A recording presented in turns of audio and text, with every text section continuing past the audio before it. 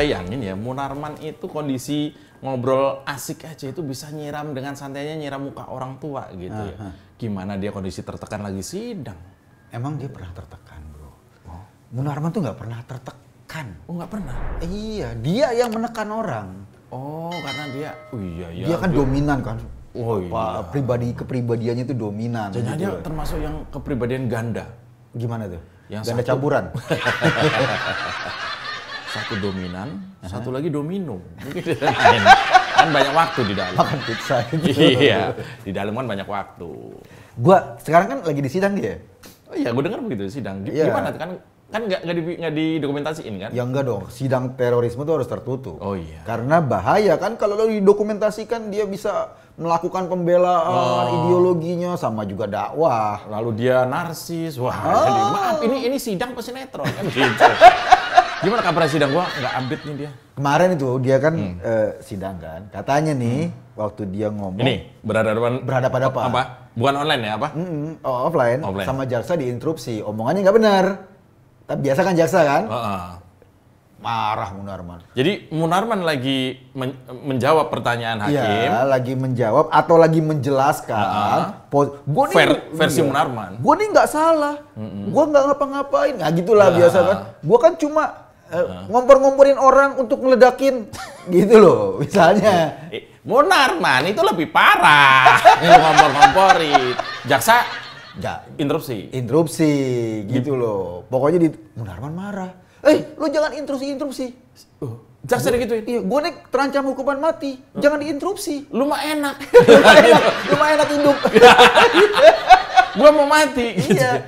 Oh iya, tapi kan pertama jaksa melaksanakan tugasnya. Iya. Masa ya dia melakukan pembelaan yang nggak bener makin kemana-mana, yang berpotensi mempengaruhi hakim, jaksa diam aja dan dibolehkan kan? Lagi pula kan Munarman kalau nanti dia terancam hukuman mati kan nggak apa-apa. Kan ideologinya gitu. Kalau nanti mati 72. Wah iya, lebih enak. Iya. Kan yang sekarang paling cuma berapa kan? Kan udah coba di kamar 702.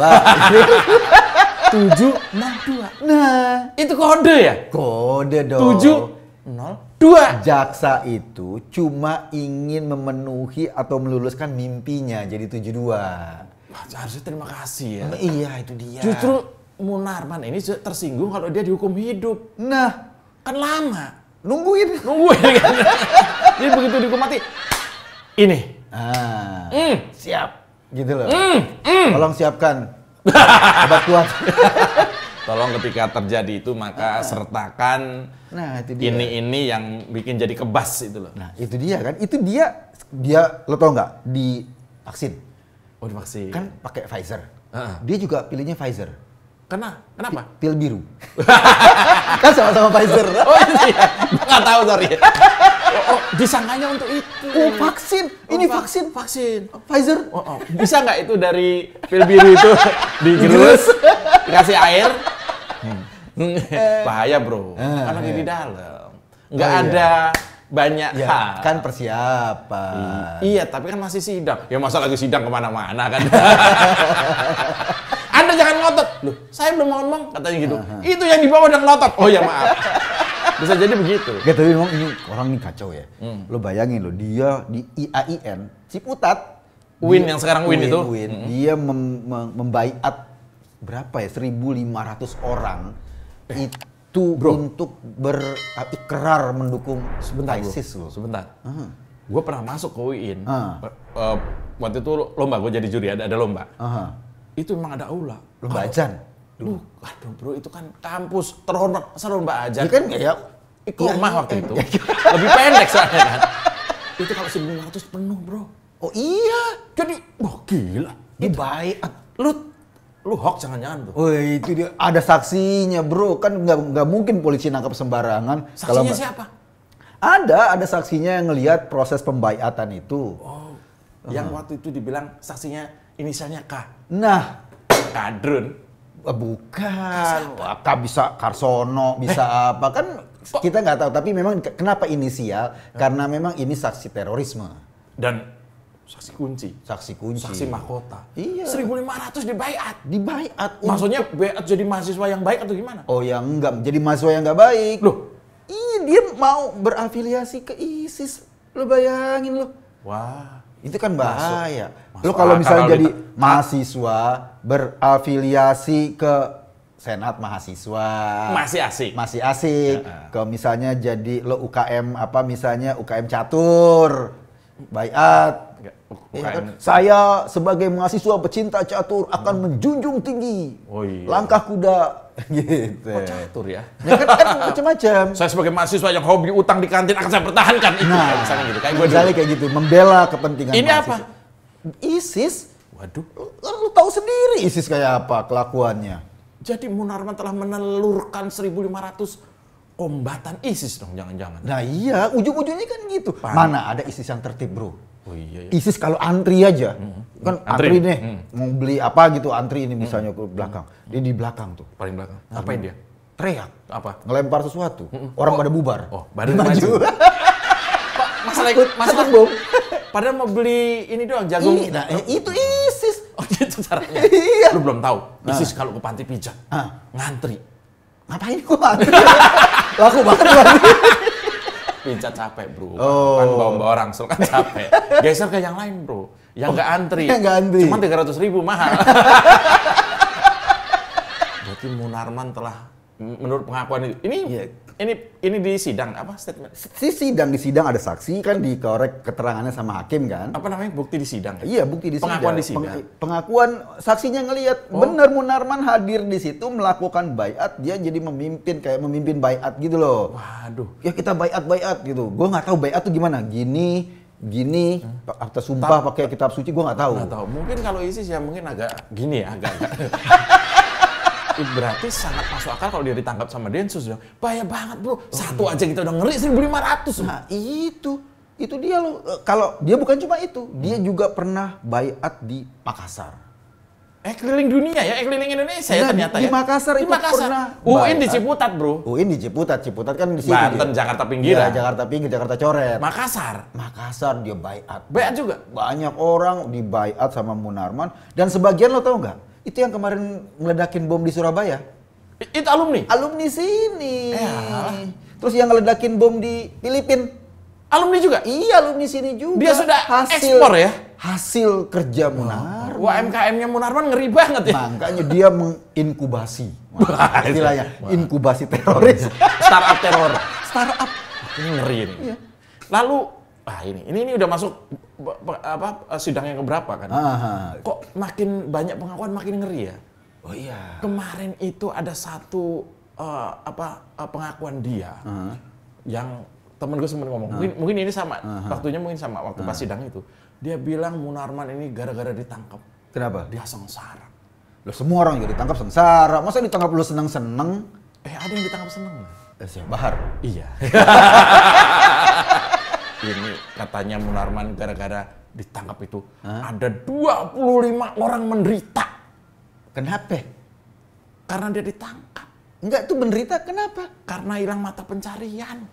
Oh, selama ini Munarman mencari matanya orang-orang itu? Bukan gitu. Maksudnya gara-gara Munarman ditangkap, orang-orang ini jadi kayak nggak punya duit lagi lah gitu. Oh, ya biasa lah kan orang-orang yang demo kan dikit-dikit kan dia kan suka mengorganize demo tuh. Itu yang di luar, yang di dalam kan internal kan mungkin ada 4 yang harus dihidupi kan. Nah, kita kan ya itu dia. 4 kali 3 aja udah berapa? Itu dari mana ya? Kan dia kan, lo bayangin nggak? Ya. Kerjanya kayak gitu. Itu dari mana? Wah inilah namanya kerja senyap. Apa tuh?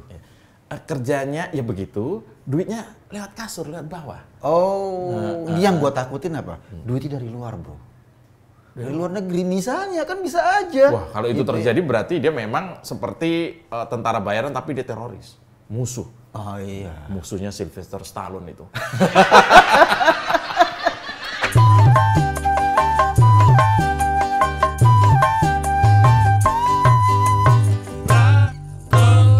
Berarti kok waktu kejadian di UIN itu gue kebayang, gue kan nggak tahu nih.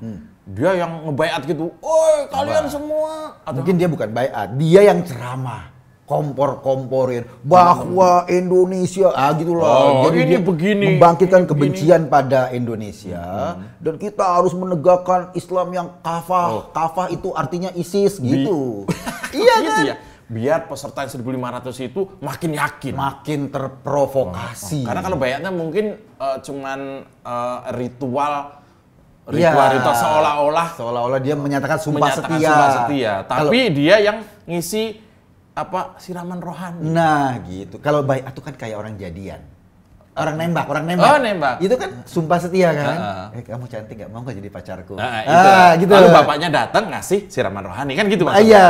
Jadi atau dikompor-komporin. Gimana? Biasa kan lo naksir cewek nih. Ceweknya gue komporin dulu. Jangan tuh mau orangnya kayak gini. Jangan mau ya. Gitu. Terus lo mau nggak sama dia? Dia tuh kasihan lo. Jadi 10 kali ditolak terus kan gitu kan? Terus ceweknya yang jatuh hati akhirnya kesian sama lo. Lu diterima. Iya, bukan jatuh hati itu. Karena gue dipandang sebagai fakir miskin. Gitu. Bukan begitu.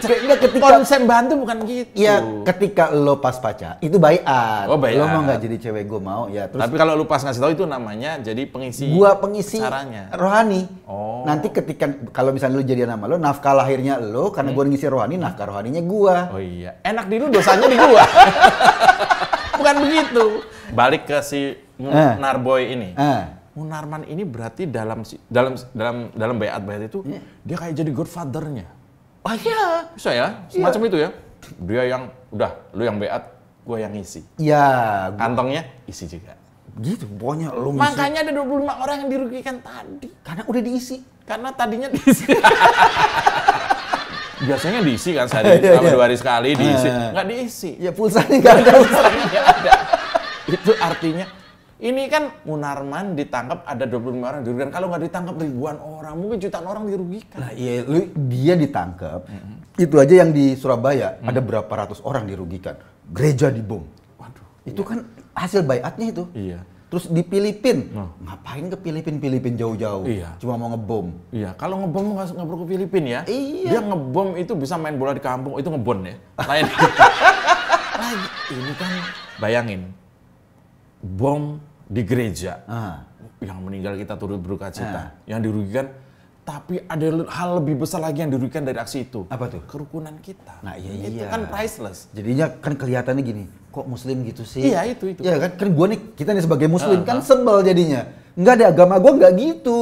Masa ambil agamanya begitu sih? Iya, agama gua nggak gitu. Agama gua tuh baik. Menyantuni orang, menyantuni fakir miskin, toleran sama agama lain. Ingat nggak kok, waktu ada gereja yang dibom itu, hati gue terumuk ke teman-teman gue yang Kristen.